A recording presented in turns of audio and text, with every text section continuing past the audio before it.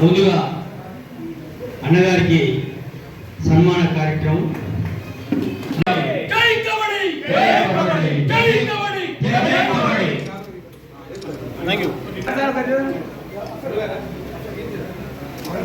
రమేష్ అవ్వబట్టి మీరు చేయాలండి సార్, మీరు వదలండి, మీరు కొద్ది బ్యాక్ ఉండండి.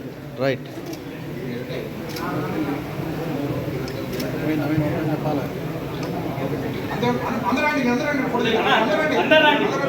అందరూ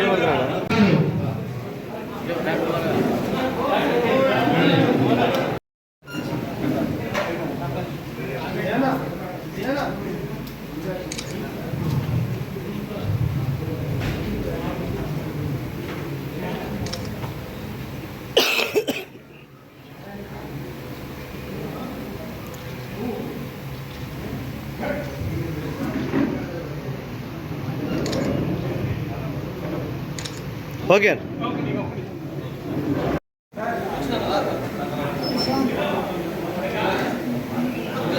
క్రీడాకారుల భవిష్యత్ కార్యాచరణ, అదేవిధంగా మేము సంఘం తరఫున సూర్యాపేట మార్కెట్ చైర్మన్ కుప్పల వేరారెడ్డి గారికి సన్మానం చేయదలుచుకొని ఈ కార్యక్రమం పెట్టినాం. ఇప్పుడు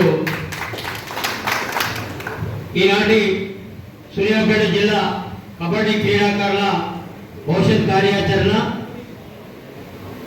కార్యక్రమం కోసం, సమావేశం కోసం ఈరోజు ఈ కార్యక్రమానికి ముఖ్య అతిథిగా ఇచ్చేసినటువంటి కుప్పల వేలారెడ్డి అన్నగారికి, అదేవిధంగా జిల్లా అసోసియేషన్ మాజీ మన యాదగిరి అన్న గారికి, అదేవిధంగా మన చారణ గారికి, అదేవిధంగా బాగ్దార్ గారికి, వేదిక మీద ఉన్నటువంటి వెంకటేశ్వర్ల అన్న గారికి అందరికీ కూడా నా యొక్క నమస్సుమాంజలు. అందులో ముందుగా ఉన్నటువంటి నా క్రీడా కుటుంబ సభ్యులందరూ కూడా నా యొక్క నమస్సుమాంజలు. ఈరోజు క్రీడాకారులు ఎంతోమంది గ్రామీణ క్రీడలు ఆడి అంతకుముందు ఎన్నో కష్టాలు పడి గ్రామాలలో ఆడి మనం ఏ విధంగా బతికినాం అనేది మనం మాట్లాడుకోవడం ఈ సమావేశంలో ముఖ్య ఉద్దేశం. ఇది అందులో ఇప్పుడు అప్పుడు ఏ విధంగా ఆడుతున్నాం, ఇప్పుడు ఏ విధంగా కబడ్డీ ఏ విధంగా నడుస్తుంది అనేది మాట్లాడుకోవడం కోసం ఈ సమావేశం ఏర్పాటు చేయడం జరిగింది. నేనేదో గొప్ప చెప్పలేదు. నేను 9th క్లాస్ చదువుతప్పటి నుంచి కూడా నేను కానీ మా ఊళ్ళో భిక్షం కానీ మాకు సుధాకరు నరసింహారెడ్డి మా గురువు గారు ఎమ్మటి 9th క్లాస్ నుంచి గ్రామీణ క్రీడలు ఆడేది. 9వ తరగతి నుంచి గ్రామీణ క్రీడోత్సవాలు. అప్పుడు రోలింగ్ షీల్డ్ ఉండే 3 సంవత్సరాలు వరుసగా గెలిస్తే అది పర్మనెంట్ అయ్యేది. వెంపటి, పాతర్లపాడ్, తర్వాత అరవపల్లి, తుంగతుర్తి, తర్వాత నూతన కళ్ళు, ఇవి మేము ఆడిన క్రీడోత్సవాలు. అదేవిధంగా తెలుగు యువత తరఫున అప్పుడు ఉన్నటువంటి ఎన్టీ రామారావు గవర్నమెంట్లో గాంధీ పార్కులో గట్టి జాతర కూడా టోర్నమెంట్స్ పెట్టేది పెద్ద ఎత్తున. ఆ టోర్నమెంట్ కూడా సాగర్, తిరుమలగిరి, నారాయణగూడెం ఎన్ని టీంలు వచ్చేది అన్న కూడా తెలిసి మా మనకు. అట్లా మేము ఊళ్ళల్లో మా కాడ ఆర్థిక పరిస్థితి బాగా లేకున్నా కూడా డీలర్ల కాడ కంట్రోల్ బియ్యం అడుక్కొని పోయి ఇప్పటి వరకు గ్రామీణ క్రీడలు ఆడినటువంటి చరిత్ర మన పాత సీనియర్లంతా, అంటే ఇప్పటి రోజులంతా కమర్షియల్ ఆట అయింది. ఇప్పుడంతా కబడ్డీ ఖాళీగా ఎవరు పట్టించుకోలేదు, దెబ్బలు తాకినా ఎవరు పట్టించుకోలేదు. అదే దుమ్ములు ఆడేది, అదే నేల మీద ఆడేది.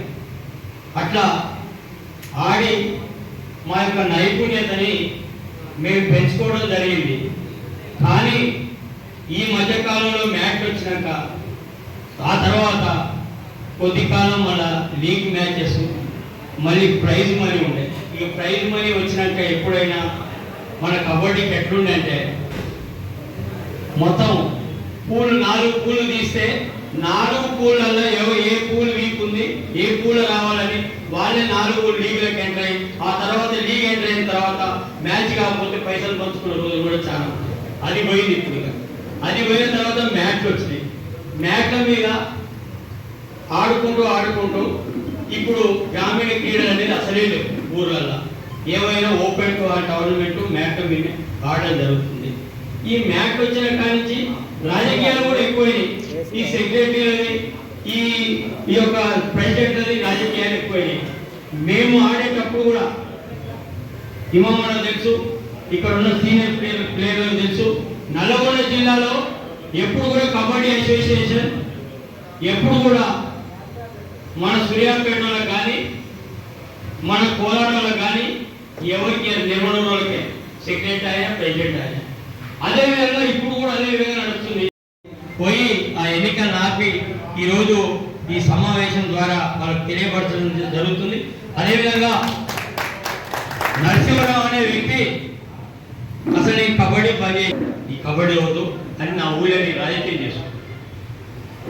అయితే ఈ నరసింహరావు ఒక 2 సంవత్సరాల కింద నా దగ్గరికి వచ్చి అన్న ఈ కబడ్డీ అసోసియేషన్ ఇప్పుడు నరసింహరావు అవతల అయిపోయింది, నన్ను పట్టిండి. ఇక పట్టిన తర్వాత అన్న నేనే వేరణ గారితో అన్న ఇలా నరసింహరావు వచ్చి మాట్లాడతాడంటే టైం ఇస్తే మాట్లాడితే అందరిని పిలిపించిండు.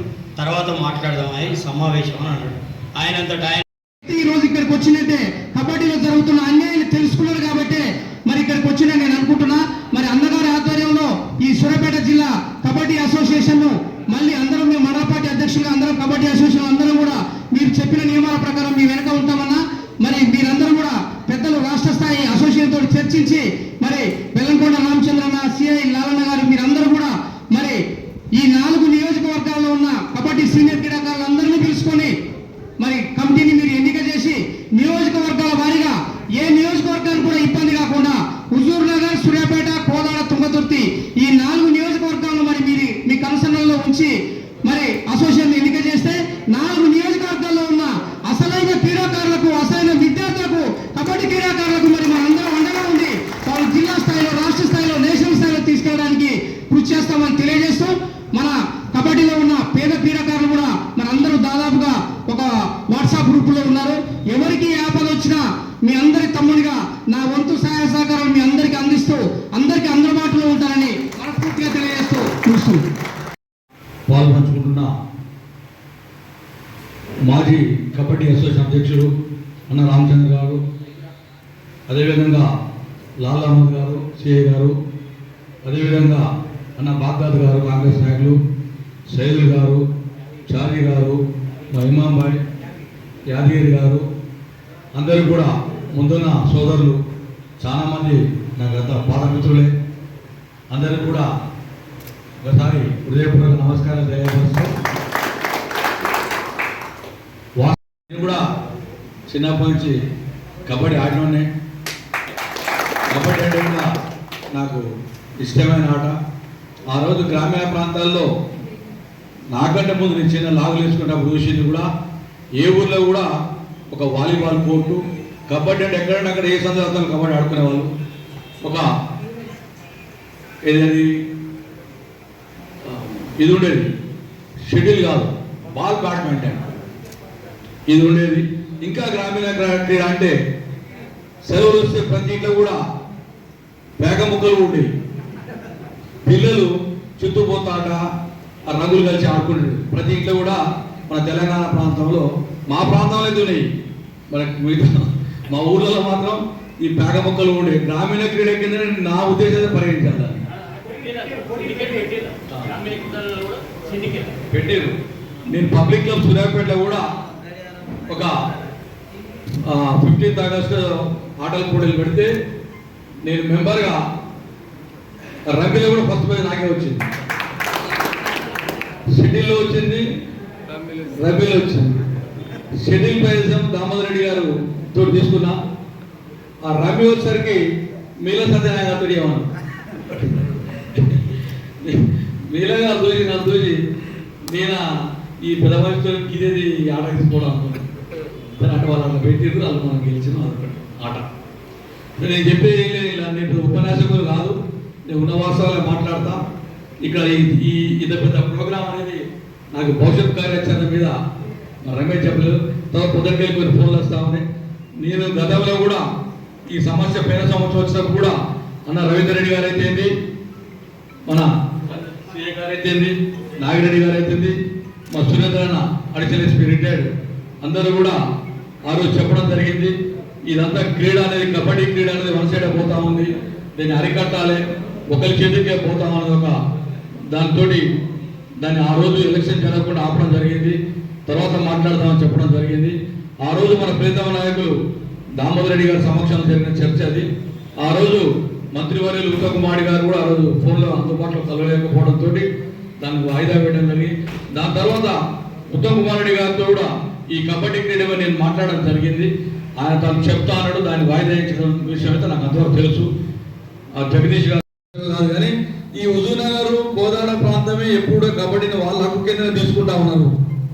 మా కోరిక ఏంటంటే ఈ రెండు నియోజకవర్గాలలో గ్రామీణ ప్రాంతంలో క్రీడాకారులు, కబడ్డీ క్రీడాకారులు చాలా మంది ఉన్నారు. దాంట్లో వెలుగు చేయడంలో నాయకత్వం కూడా వెనుకబడి ఉన్నది. కాబట్టి మేము అప్పటికెళ్ళి కూడా మన మనలో చెప్తా ఉన్నా, ఏ పార్టీకి సంబంధం లేకుండా గ్రామీణ క్రీడలో భాగంగా ప్రతి గ్రామంలో కూడా ఎవరైతే కబడ్డీ క్రీడకు సంబంధించి సూర్యాపేట నియోజకవర్గంలో ఉండబడిన పాత 9 మండలాలు, ఇప్పుడు 9, 3 పెద్దగా 12 మండలాలు ఉంటున్నాయి. 6 ఈ 4 10 మండలాలు. ఈ 10 మండలాలు కూడా అధ్యక్షులు ఉన్నారు మీకు. నేనేమంటున్నాను, అధ్యక్షులు ఎవరైనా కానీ వీళ్ళు కింది స్థాయిలో గ్రామీణ ప్రాంతంలో ఉండబడిన క్రీడాకారులను, కబడ్డీ ఆడే క్రీడాకారులను గుర్తించండి, వాళ్ళని బయటికి తీసుకురండి. మీరు దాని దగ్గర మీకు ఆర్థిక పరమైన ఏ సమస్య వచ్చినా కూడా జిల్లా హెడ్ క్వార్టర్లో నేను ఉంటాను. నాతో పాటు ఎంతో మంది సర్వీస్ చేస్తాను, సేవ చేస్తాను, చాలా మంది సోదరులు ఉన్నారు. అందరినీ మనం క్రీడాకారుల పాత క్రీడాకారులందరూ కూడా ఇప్పుడు రమేష్ చెప్తుండ్రు, షుగర్ బారిన అన్నీ ఉన్నాయి సమస్యలు, ప్రతి మనిషిగా సమస్యలు ఉన్నాయి, చిన్నోనికి ఉంది, పెద్దోనికి ఉంది. అవి కాకుండా మన క్రీడాకారులు ఎవరైతుందో ఈ 2 నియోజకవర్గంలో పూర్తి స్థాయిలో నా వంతుగా నేను పనిచేస్తానని కూడా తెలియపరుస్తా ఉన్నాను. ఇక మిగిలిన అధ్యక్షుల విషయానికి వస్తే ఇది పెద్దలు ఉత్తమ్ కుమార్ రెడ్డి గారు ప్రాతినిధ్యం వహిస్తున్న జిల్లా ఇది. కాబట్టి వారికి అనుసరణలో ఇది ఉంటుంది. కాబట్టి దాని గురించి మనం మాట్లాడుకుంటే తక్కువ అవుతామని నా అభిప్రాయం కూడా మీ సోదరులకు తెలియపరుస్తా ఉన్నాను. ఉన్న సమస్యను మంత్రి గారు తీసుకోకండి, అక్కడ సెటిల్ కావాలి ఇష్యూ. ఇది కానీ ఎక్కడెక్కడ జరుగుతూ ఉంది. ఇంకొక చిన్న అది సూచన కూడా కాదు, గతంలో సూర్యాపేటలో పెద్ద ఎత్తున టోర్నమెంట్ నిర్వహించడం జరిగింది. ఎవరు ఇక్కడ బాధపడాల్సిన అవసరం లేదు. అక్కడ జరిగిన తప్పుల వరకే చెప్తా ఉన్నాం, రాజకీయాల సంబంధం లేదు. ఆ రోజు ఎంతో మంది, ఆ రోజు వెనుకటి రోజుల్లో క్రికెట్ క్రీడ అనేది బహిరంగ ప్రదేశాల్లో అవుట్డోర్ ఉండేది. రాను ఇప్పుడున్న సోదరు రమేష్ చెప్పినట్టు ఇప్పుడు అది ఇండోర్ గేమ్ కింద పరిగణలోకి వచ్చింది. ఇండోర్ గేమ్లో లైట్ల కింద షూజు, మ్యాటు అంతా ఇప్పుడు క్రికెట్ స్టైలే మారిపోయింది, సారీ కబడ్డీ స్టైలే మారిపోయింది. కాబట్టి సోదరులకు అప్పుడు రమేష్ చెప్పాడు, మోకాలు పైన అక్కడనే దెబ్బలు తాకినా, అక్కడే పడుకున్నాం, అక్కడే దుమ్ముల అయ్యే నయమైపోయాయి ఆ రోజుల్లో. అప్పుడు ఈ రోగాలు ఇప్పుడున్నటువంటి అడుగున్న డాక్టర్ ఈయన కొన్ని మడివిరిగిన నార్కో స్పెషలిస్టు, మోకాలు కంటే పీడోకో స్పెషలిస్టు, ఇవన్నీ రకరకాల స్పెషలిస్టులు ఉండి మన ఆర్థికంగా ఈ దెబ్బతినే పరిస్థితి. ఆ రోజుల పరిస్థితి ఇప్పుడు లేదు కాబట్టి, ఆ రోజున తిండి లేదు, ఆ రోజున వాతావరణం లేదు కాబట్టి ఇప్పుడు క్రికెట్ కబడ్డీ కూడా నాకు క్రికెట్ వస్తుంది. కబడ్డీ కూడా దాని సున్నితమైన ఆనకిదనే వచ్చింది. దీన్ని దృష్టిలో పెట్టుకోవాలి, దీన్ని ఇంప్రూవ్ చేయాలి. సేదులు చెప్పాడు సోదరుడు, తుంగతుర్తి ప్రాంతం కానీ సూర్యాపేట ప్రాంతం కానీ ఎల్లవేళ్ళ కబడ్డీ క్రీడాకారులకు, కబడ్డీ కాదు క్రికెట్ క్రీడాకారులకు కూడా ఎవరికైనా క్రీడాకారులకు ఎప్పుడు ఎల్లవేళ్ళ అందుబాటులో ఉంటామని తెలియపరుస్తాము. ఎందుకంటే నా ప్రియతమ నాయకుడు దామోదర్ రెడ్డి గారు కూడా క్రీడాకారుడే. ఆయన కూడా తుంగతుర్తి ప్రాంతం నుంచి కూడా 2-3 సార్లు ఎమ్మెల్యేగా ఉండి కూడా కబడ్డీ ఆట ఆడడం జరిగిందని కూడా ఒకసారి గుర్తు చేస్తా ఉన్నాను. నేను కూడా కబడ్డీ తర్వాత క్రికెట్ ఆడినాను, క్రికెట్ తర్వాత షటిల్ ఆడినాను, షటిల్ క్రికెట్ కలిపి ఆడినాను. దాని తర్వాత షటిల్ చాలా సంవత్సరాలు ఆడి ఈ మధ్య కాలంలో కొద్దిగా వాకింగ్ వెళ్ళిపోయాను. షటిల్ కూడా క్రీడలు ఉండాలని చెప్పి సోదరులు తెలియపరుస్తూ ఈ ఉన్న సమస్యను దయచేసి మీరు మంత్రి గారి దృష్టి తీసుకోపోండి, నేను కూడా మంత్రి గారి దృష్టి తీసుకుపోతా. వివాదాలు రాకుండా, వివాదాలు లేకుండా గ్రామీణ ప్రాంతంలో ఉండబడిన ఏ ప్రాంతంలో ఉన్న క్రీడాకారుల కబడ్డీ క్రీడలు బయటికి తీసుకురండి. వాళ్ళతోటి రాజకీయాలకు అతీతంగా మీరు పార్టిసిపేట్ చేయించండి.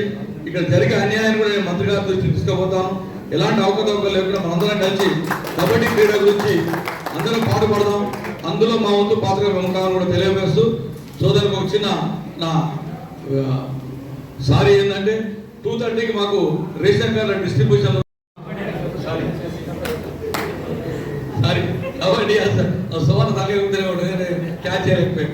కబడ్డీ అసోసియేషన్ వారికి మనస్ఫూర్తిగా హృదయపూర్వక నమస్కారం తెలియపరుస్తూ ఎల్లవేళ మీకు అందుబాటులో అండగా ఉంటానని కూడా తెలియపరుస్తూ చూపిస్తాను.